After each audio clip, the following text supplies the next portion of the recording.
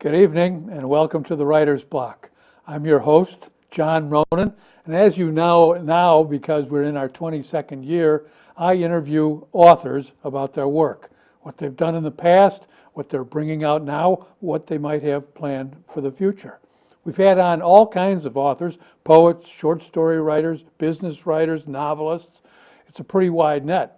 And beyond that, we've had other kinds of artists. We've had on musicians, we've had on actors, we've had on sculptors, we've had all kinds of people on the show. So if you have an idea for someone who might be right for the Writer's Block, please watch for our address at the end of the show. We'd be glad to get your mail.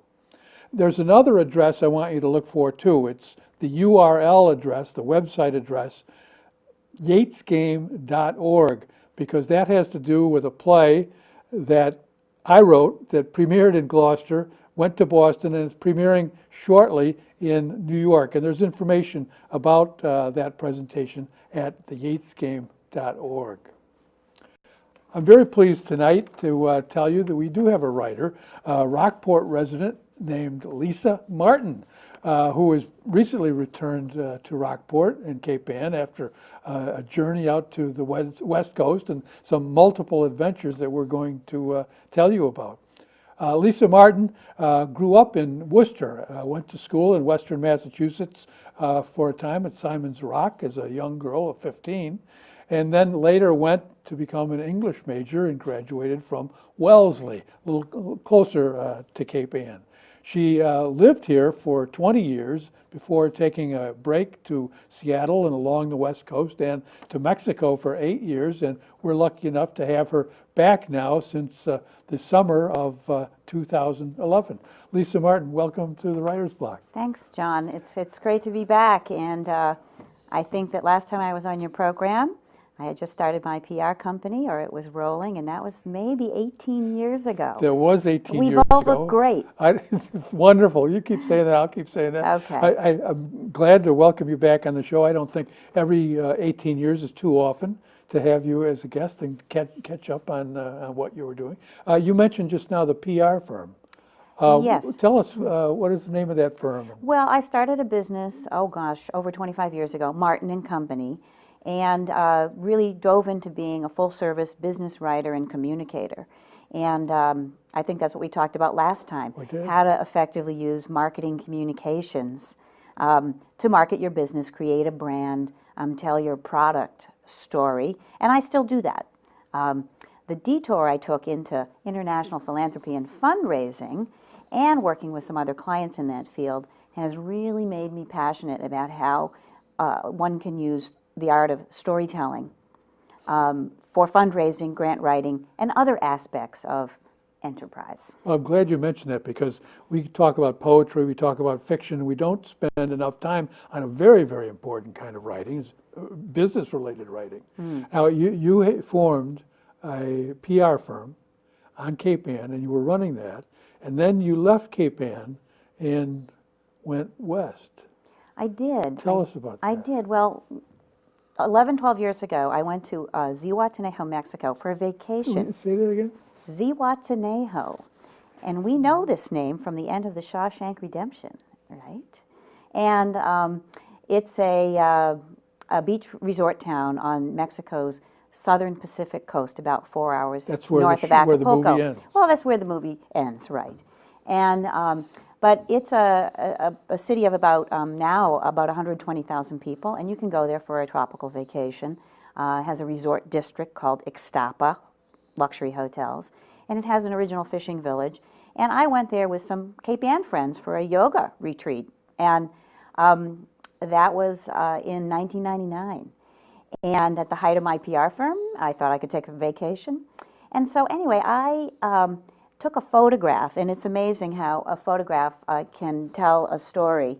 I took this photograph on that vacation. This is from the 1999? This is from 1999. I'm going to hold this up. I can see if our cameraman, our excellent cameraman, and our director can get it. Alex is our cameraman. Our director is Andrew Love. I'll hold that against my chest so it doesn't shake.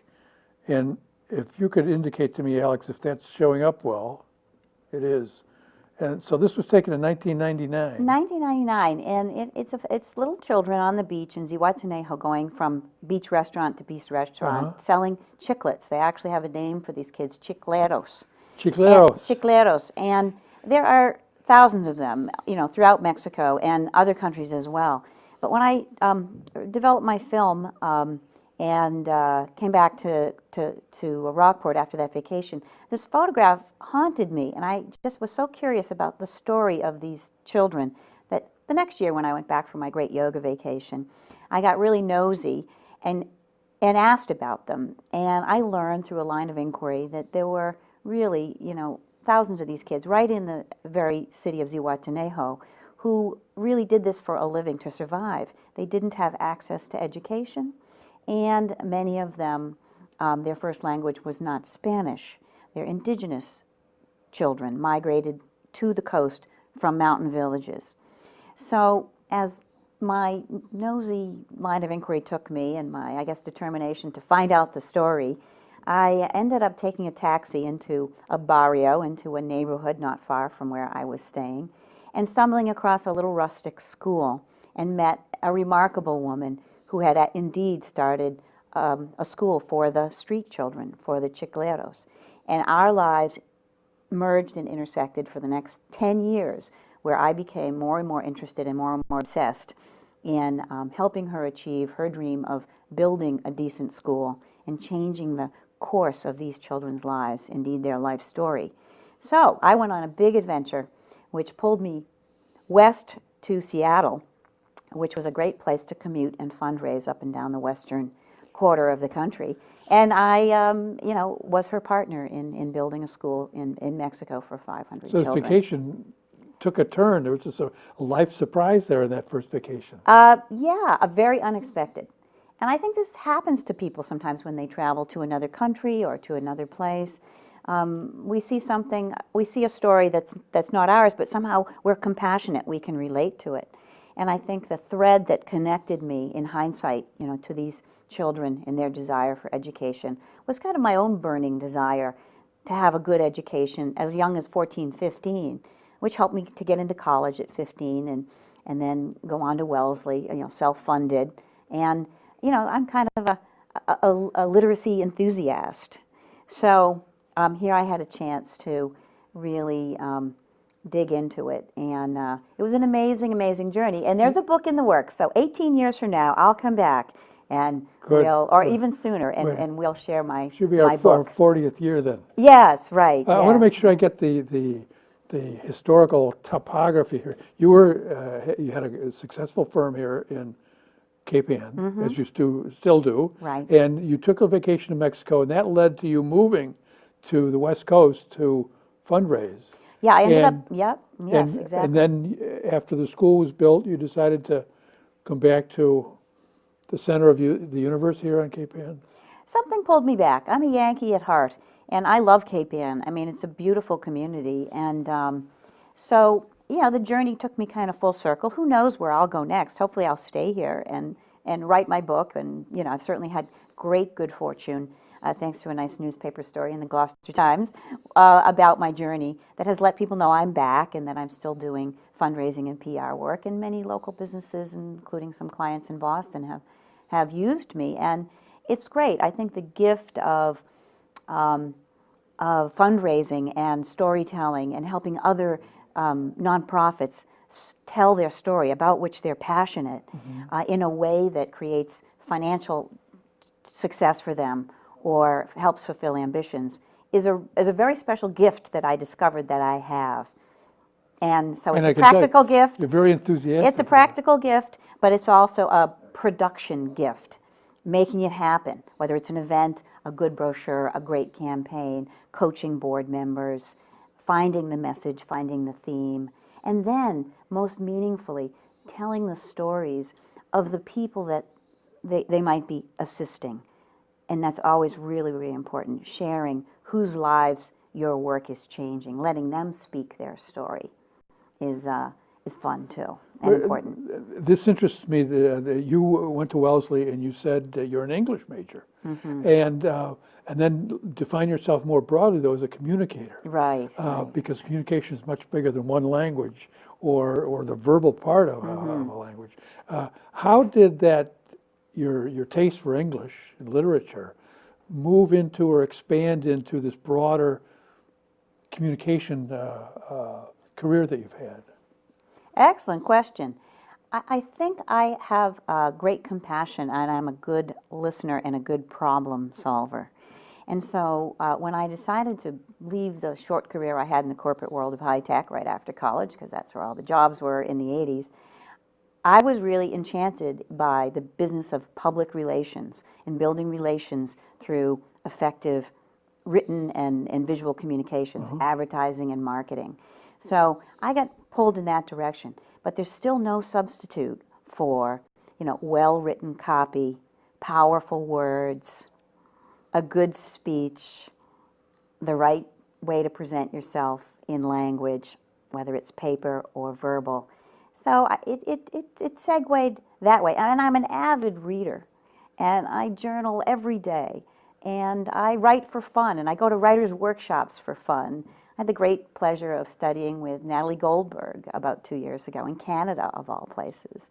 And so, I like to hang out with writers. It's my tribe. So you still retain that taste for literature that you had at Wellesley. My bedside table is towering with books. Are you a few years behind? In what? In your reading? And my bedside table is, I've got about 5 years worth of books, and I pile on another year every 6 months. I have a lot of catching up to do. Because in a lot of my moving, I had to give away a lot of my books. My library has shrunk to, maybe my favorite 120 books, when of course it was much, much, much, much bigger.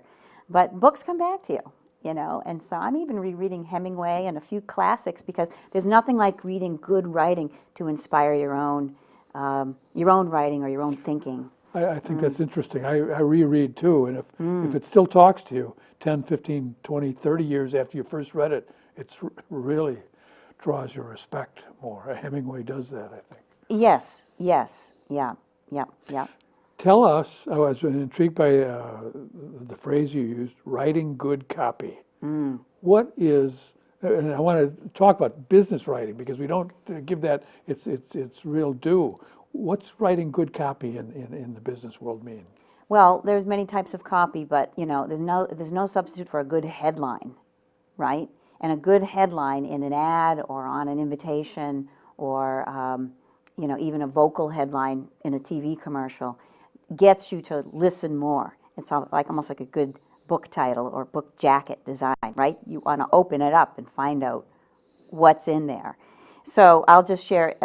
Here's an example, I am doing this project for a client in Boston that's a sailing center, and so. We chose a headline and a theme for this fundraiser, All Hands on Deck, a celebration of sea and I'm spirit. going to see if I can hold that up to that camera again. That should see work. It's a kind of a small thing. If Alex can get that. If he could tell me if that's good, I'll hold it up until I get the high sign. And tell us again what this title is. It says All Hands on Deck, a celebration of sea and spirit. And so if you It's catchy. It is. Yes, and the graphics make you want to open it and see what's in. And it has kind of a nautical and kind of a nationalistic, patriotic feel to it. So the cover, simple, clean, has a curiosity factor. You want to go inside and see. And then if you open it up, if you would, you'll see there's interesting pictures. I want to make sure is that good, Alex? Okay, I'm going to open it up now. Yeah. All right. And then Here's there's some the inside. really exciting graphics in there, a sailboat and stars, a mission statement that really is carefully crafted on the left. What is this organization doing? How are they changing lives? On the right, a list of interesting people and activities that are going to be at the event. There's got to be something on that menu you're going to like that may want you to, buy a ticket or attend. Exactly. So, you're doing this as CEO of Martin Right. What did you do in this? Did you write all the copy? Did you design? Did you photograph? Did you do parts of those elements? Design the theme, write the copy, work with a graphic designer to make all the, chose the photographs, because they had them already taken, and made the whole thing a storytelling piece, really. And then we're producing the whole event. And the whole event has the same colors and ambiance and nautical Consistent decorations, nautical things in the silent auction, speakers who are, sailors who have overcome amazing obstacles in their lives, who are going to say something inspirational about how this program changed their lives. Yeah, I'm really intrigued that where the English major meets business fundraising, and that artistic, those artistic touch points, because I think most of the writers we have on don't have their feet on the ground enough to. Well, they probably spend a lot more time at the to computer. think about the business world. Yeah, they probably spend, I'm a little jealous of them. They probably have a lot more time to spend in their attics or over, 4-hour stretches with coffee and at their computer writing about things they are trying to, for themselves or their dream book. Someday I'll get to do that. Now I have to become, I am other people's voice. And that's a really interesting thing. And a lot of people who go into the writing world, I encourage people to be English majors, because there's 1,000 ways to take your career. You don't have to become a teacher and then write poetry and work on a novel and a PhD and all that stuff. I mean, the art of communicating is multifaceted. So a wordsmith is just maybe one piece of my personality. Certainly, building relationships is another. I love working with diverse people, diverse languages, countries, international cultures. So I'm a bit of an explorer. I very much so, I'd say. That's good advice to be an English major. I was an English major, and I don't regret it, although it didn't lead immediately to hedge funds or any kind of vast wealth. Tell us what your advice would be to people going into college, or thinking of going back, or just thinking about expanding their language skills, who also think, well, maybe I'd like to make some money too. What would you advise them if they're starting out? If they're starting out, well, there's, never not take basic English and grammar classics, because even if you are the texting generation or have never touched a typewriter in your life, or maybe not even use a pen anymore except to sign checks, you really need to know how to speak and write well. The resume, classic example. I help a lot of people edit their resumes, and that all-important cover letter, even if it is just an email, you have to learn how to market yourself in today's world. So good basic business writing is going to be key to just getting a job. It's still really important. So the basics. Yeah, yes, absolutely.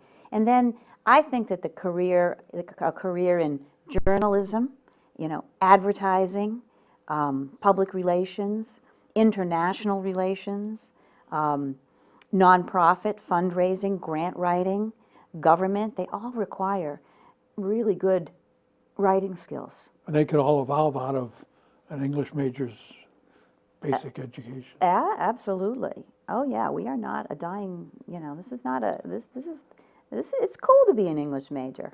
I didn't have a choice. Agree. It's what I wanted to do. Journalism might be shrinking a little, but, Yes. but you've mentioned these other avenues that are, Yeah. that are opening, expanding. Right. There's a never-ending need to help people craft a good story, a good presentation. I think today it's just a bit more multimedia, Speaking of that, do you have a website? I do. Tell us what that address is. Sure. LisaBMartin.com, just my name. And I really am not a heavy user, I never did, of blogging or putting a lot of stuff on my website, because I really don't have the time. I'm so busy producing those kinds of things for other people. So when I get more time, hopefully now that I'm back on Cape Ann and I'm not traveling so much. LisaBMartin.com. LisaBMartin.com. Yep, that's where you can find me. And that tells a bit more about all the different kinds of clients I've worked with, from banks to car dealers to very interesting nonprofits to high-tech companies.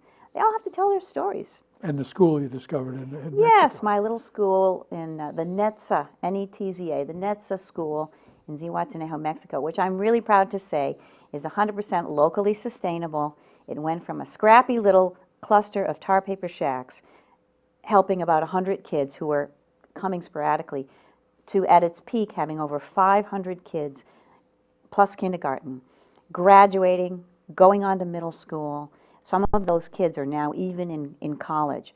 I've created a scholarship fund that I'm still managing for those kids. But the primary school is 100% locally sustainable, and we worked really hard with our local partners with that model.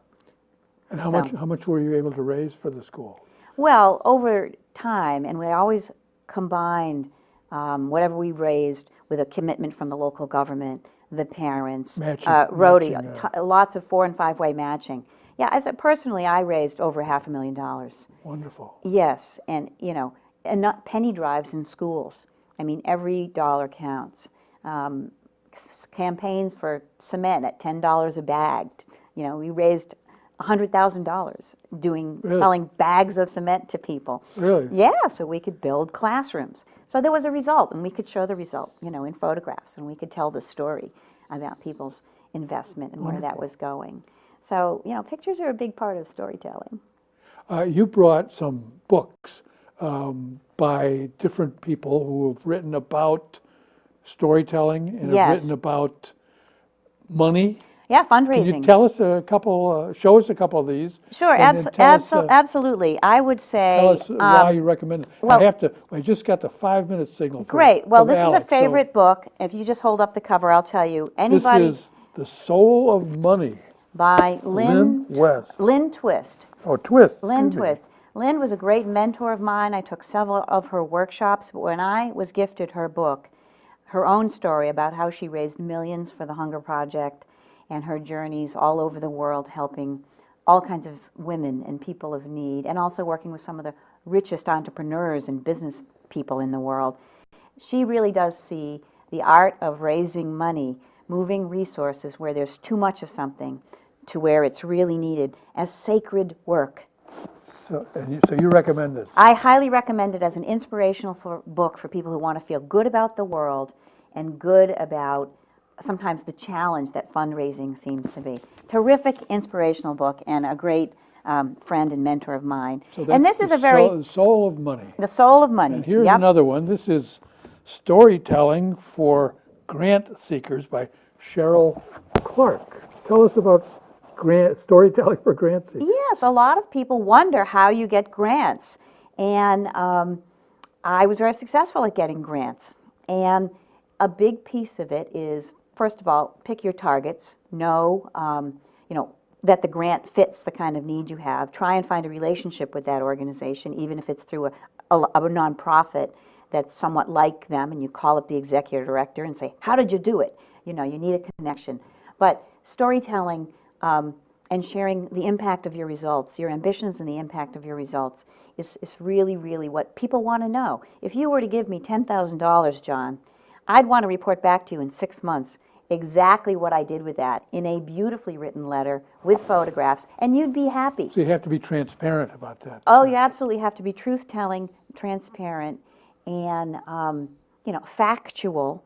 But I think in a way, you create a visual picture of how you've changed the world, or built the school, or created the literacy And program. that's wonderful to be able to say that I've had something to do. The world's going to be a little better after I leave than it was when I came in.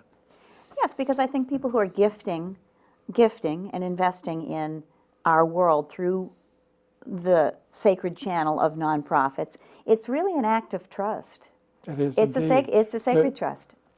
I just got a minute and a half ago, I got the 3-minute signal Great. from Alex, so I'm going to have to begin to wrap up. Absolutely. Lisa Martin, lisabmartin.com. I want to thank you very much for being on the Writer's Block and sharing some of your wisdom that moved from literature to fundraising and public relations.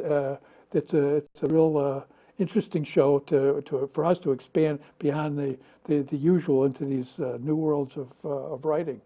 Thanks for being with us. You're very welcome, John, and I will be happy to return whenever you wish to invite me. Good, I will. Thank you out there in TV land as well for being here with us on the Writer's Block. If you've learned something about writing and literature and public relations and fundraising and energy from Lisa Martin, then the Writer's Block has done its job. Thank you again, and I hope to see you next week on the Writer's Block. Good night.